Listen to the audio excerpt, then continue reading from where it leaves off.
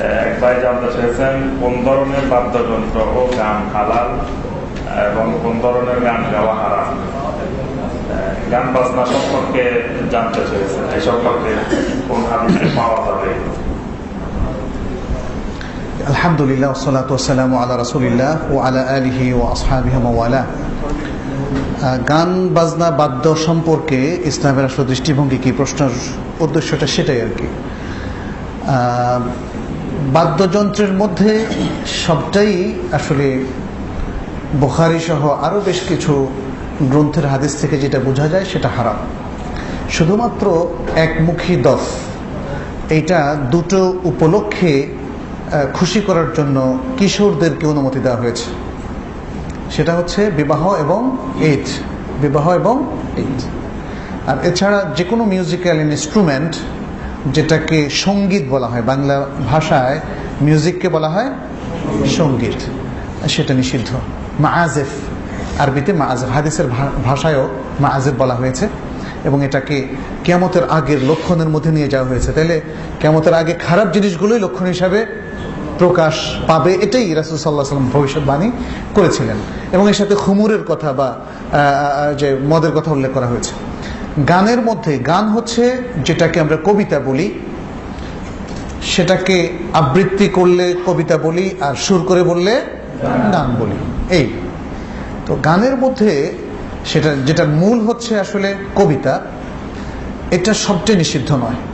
এখানে শালীন সুন্দর যেটা যেটা তৌহিদের পক্ষে, যেটা ইমানের পক্ষে, যেটা দ্বীনের পক্ষে, কোরআন এবং সুন্নাহর বক্তব্যের পক্ষে, এই ধরনের কবিতা বা গান সেটা জায়েজ আছে। আর যে সমস্ত গানগুলো অন্যায়ের পক্ষে, হকের বিপক্ষে, অশ্লীলতার পক্ষে, অবৈধ প্রণয় কিংবা আরও বিশ্রী বিশ্রী জিনিসের পক্ষে, কুফরির পক্ষে, শিরকের পক্ষে, সেগুলো সবই হারাম।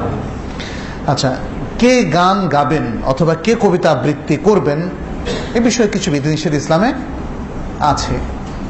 যেমন গান জায়েজ, এই যে গানটা টেক্সট আমাদের সামনে আছে, যেমন কবি নজরুলের এক আল্লাহ জিন্দাবাদ, খুব সুন্দর একটা গান। আমি যতটুকু শুনেছি, আমি নিজে পড়িনি, আবৃত্তি থেকে শুনলাম যে মোটামুটি ভালো একটা কবিতা। সেখানে তেমন কিছু আমার দৃষ্টিতে পড়েনি হয়তো, তবে একদম ভালো করে দেখলে হয়তো বোঝা যাবে। কিন্তু ওই গানটার মধ্যে একটা অনুপ্রেরণা পাওয়া যায় বা আবৃত্তির মধ্যে।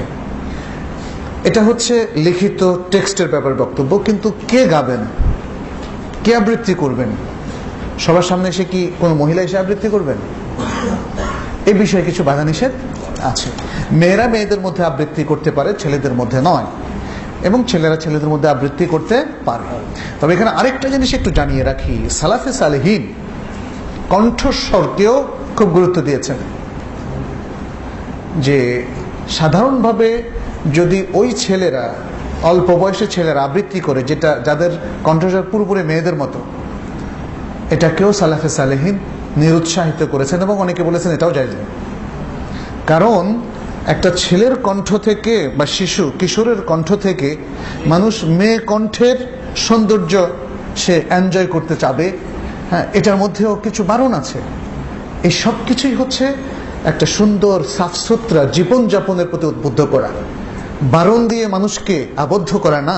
বুঝতে হবে যে কেন শরিয়া এটাকে বারণ করলো, কারণ তখন কোনো মেয়ের প্রতি মানুষের অবৈধ আকর্ষণ তৈরি হতে পারে, সেটাকে বন্ধ করার জন্য। তাহলে বুঝতে পারলাম যে বৈধ গান আছে, আবার অবৈধ গান বা কবিতাও আছে, এবং কারা কারা গাইতে পারবে, কারা কারা গাইতে পারবে না, এবং কার কার সামনে কে গাইলে কোন পরিবেশে গাবে এটা।